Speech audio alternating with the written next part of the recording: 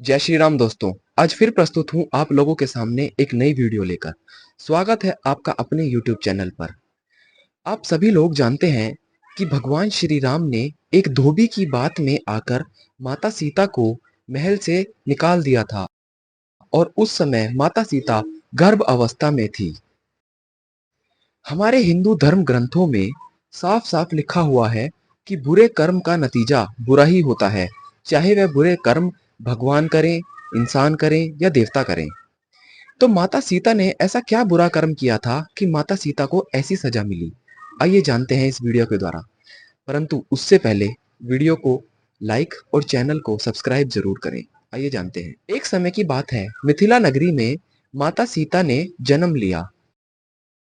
जब वह थोड़ी सी बड़ी हुई तो एक दिन वह अपनी सखियों के साथ महल के बगीचे में भ्रमण कर रही थी। तभी उनका ध्यान दो तोतों के जोड़ों पर पड़ा, नर तोता और मादा तोता। वह तोता तोती आपस में बैठकर जानकी माता के बारे में ही बात कर रहे थे। तभी सीता का ध्यान उन पर पड़ा और वह छुप छुप कर उनकी बातें सुनने लगी। तभी सीता माता ने जब अपने बारे में इतनी बातें सुनी तो वह तोता तोती से बोली कि भगवान श्री राम कौन है और वह कैसे माता जानकी से विवाह करेंगे। तोता तोती बोले कि श्री राम महर्षि विश्वामित्र और अपने छोटे भाई लक्ष्मण के साथ मिथिला नगरी में आएंगे और भगवान शिव का धनुष तोड़कर जानकी माता का स्वयंवर जीत लेंगे और उन दोनों का विवाह हो जाएगा। माता सीता बोली कि मैं ही जानकी हूं, परंतु आप दोनों को इस बारे में इतना सब कुछ कैसे पता है? तो नर तोता बोला कि पहले हम महर्षि वाल्मीकि के आश्रम में ही रहा करते थे और महर्षि वाल्मीकि त्रिकालदर्शी हैं, उन्हें सब पता है। वह एक ग्रंथ लिख रहे हैं जिसका नाम रामायण है और वह अपने सुबह उठते के साथ ही सबको यह कहानी सुनाते हैं और सबके मुख पर श्री राम और माता जानकी का ही स्मरण होता है। माता सीता फिर और ज्यादा विचलित हो गई और भी बातें जानने लगी। वह बोली कि श्री राम कैसे दिखते हैं?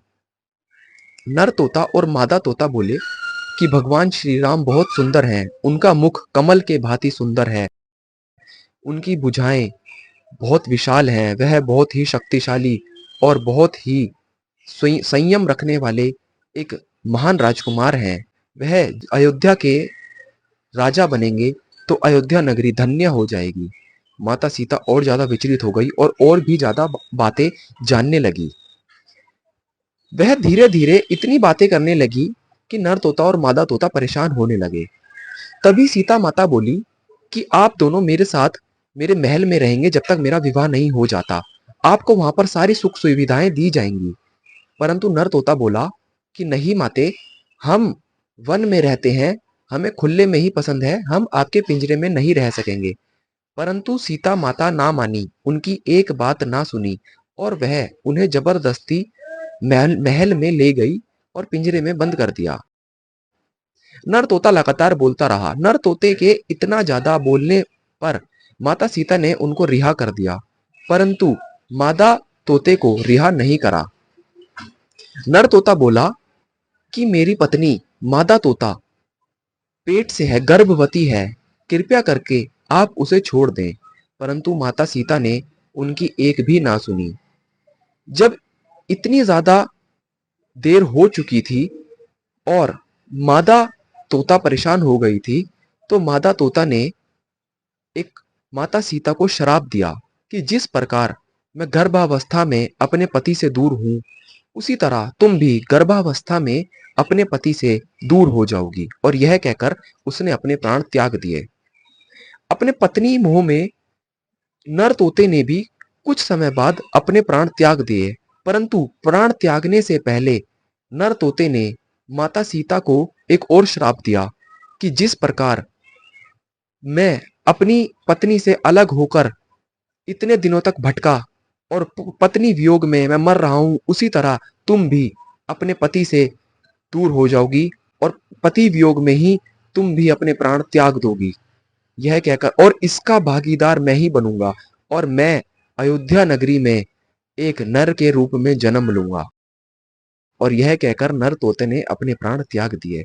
कुछ समय बाद वही नर तोता एक धोबी के रूप में अयोध्या नगरी में जन्म लेता है और वही धोबी श्री राम को माता सीता के लिए भड़काता है, जिसके वजह से श्री राम माता सीता को महल से निकाल देते हैं और उस समय माता सीता गर्भवती होती हैं। उसके बाद वे महर्षि वाल्मीकि के आश्रम में जाती हैं और लव कुश को जन्म देती हैं। तो इस कहानी से हमें यह सीख मिलती है कि बुरे कर्म चाहे कोई भी करे, उसका फल उसे जरूर मिलता है। भगवान एक बार को आपको माफ कर देंगे, परंतु आपके बुरे कर्म कभी भी आपका पीछा नहीं छोड़ते। यह कहानी हमें महर्षि वाल्मीकि के द्वारा रची गई रामायण से नहीं मिली। बहुत सी रामायण लिखी गई हैं और उन्हीं सभी रामायणों में कुछ कुछ दंत कथाएं हमें मिलती हैं। ऐसी ही एक दंत कथा ये थी। फर्क नहीं पड़ता ये कथा सत्य है या असत्य है, परंतु इस कहानी से हमें यह सीख मिलती है कि बुरे कर्म का फल हमें अवश्य भोगना पड़ता है, चाहे बुरे कर्म किसी भी अवस्था में किसी के भी द्वारा किए गए हों। आशा करता हूं आपको यह वीडियो कहानी पसंद आई होगी। वीडियो पसंद आई हो तो वीडियो को लाइक और चैनल को सब्सक्राइब जरूर करें। फिर मिलते हैं ऐसी एक नई वीडियो में। तब तक के लिए जय श्री राम।